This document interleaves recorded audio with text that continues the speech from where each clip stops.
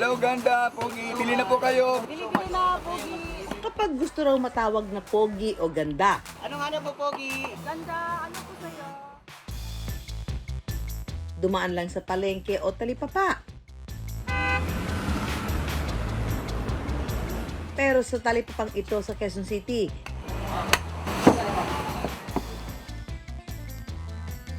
mismong ang tindero raw ang gwapo.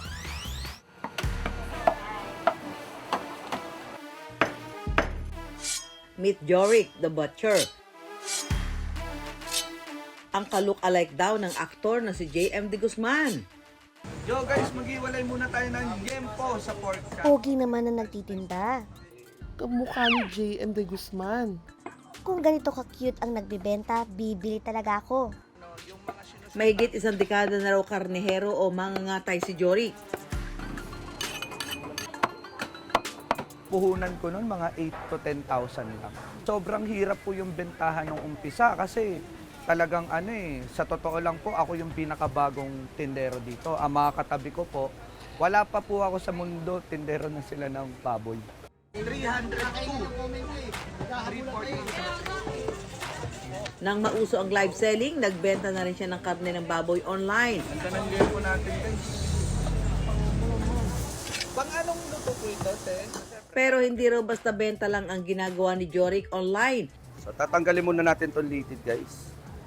Bago natin siya hatiin sa gitna. Isa sa kanyang content ang tamang paghiwa ng karne ng baboy. Mas madali na to ibenta guys pag ganito. Kalahati-kalahati na lang siya. Pagkahango ng karne ng baboy, pinagpaparte-parte niya ang maskara, lomo, liempo, ribs, kasim, pata, pige at buntot. Ito yung tenderloin na tinatawag. Sa tila pang leading man, naggalawan at linyahan ni Jorik. Maraming suki ang kinikilig.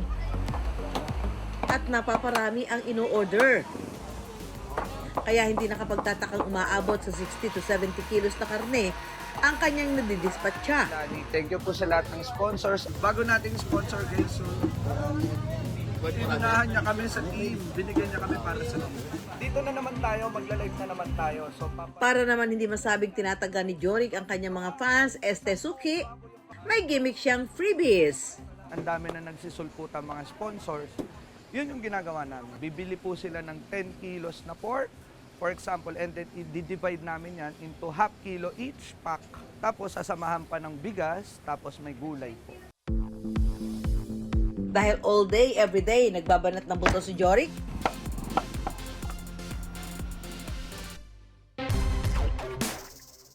may backup tayong ipapadala ngayong araw.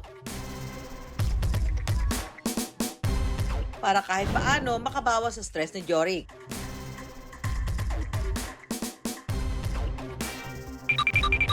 Ang equally swabe nating ka-wonder. Kahit po may bibili sa atin, giniling naman ito. Kahit anong hiwa po yung gawin mo dyan kasi ilalagay natin sa giniling. Hugasan nyo naman po ito sa bahay di ba? Apo. Tsaka naghugas naman ako ng kamay ko Ng last kamay. week. So yan sir.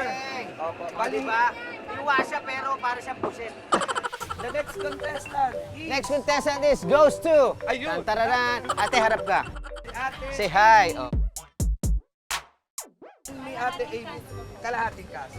So part po siya ng Na maasim? baboy. Hindi po. Dalawang klase po siya. Kasim po, bandang shoulder po ng Okay. Para sa sinigang ni... Ano pangalan mo, Ate?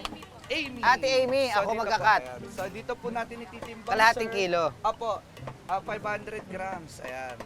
Sige sir, testing natin. Testingin natin kung maano ko. Kung tama po yung Tama. na. O dagdag, o bawas. Ayan. Ayun. Sir, medyo matalim yung kutsilyo natin. Kaya nga, kuya. Wait lang. Ako, sir. Sige po. matalim, sir. Ayan.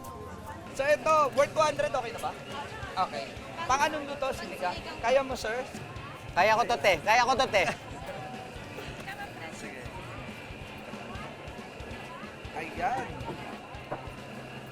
Ayun. Pag dalawa binili mo tapos nagkagustuhan sila, ano tawag doon? Kasimtahan. Kasi Empoy, bilisan mo at marami pang bibili. Okay, next po natin. Ano po ang bibili nyo? Pork Pork chop. chop. Ayun. Apat ba yan? Pork chop? Ilan po? So, kukutsilyoy muna natin kasi laman siya eh.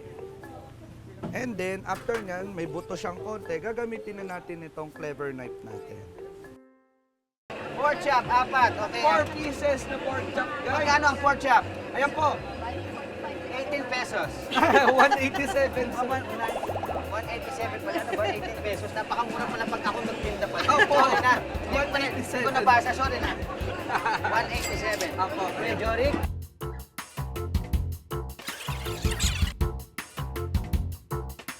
Ayan. Half kilo ng chicken. Chicken. Tapos rice, sir. Rice. At super tinola, At sir. super tinola. Ayan. Napakasarap. Nakita ko talaga kung gano'ng kahirap yung ginagawa mo lagi sa araw-araw. Opo. Mahirap talaga kasi pwede ka mapaus dyan, mapaus Opo, yung opo. boses mo. Pero ako kanina na-experience ko talaga, marami akong natutunan. Nakakatulong ka na, nakakapagtinda ka, nakakapagpasaya ka ng mga tao. Opo. Nakita ko dito kanina is maraming nagmamahal sa'yo. Opo. Wala pa sa kapiraso ng araw-araw na pangangatay ng karne ni Jorik yang sinubukan ko. Pero ramdam na ramdam ko ang pagod.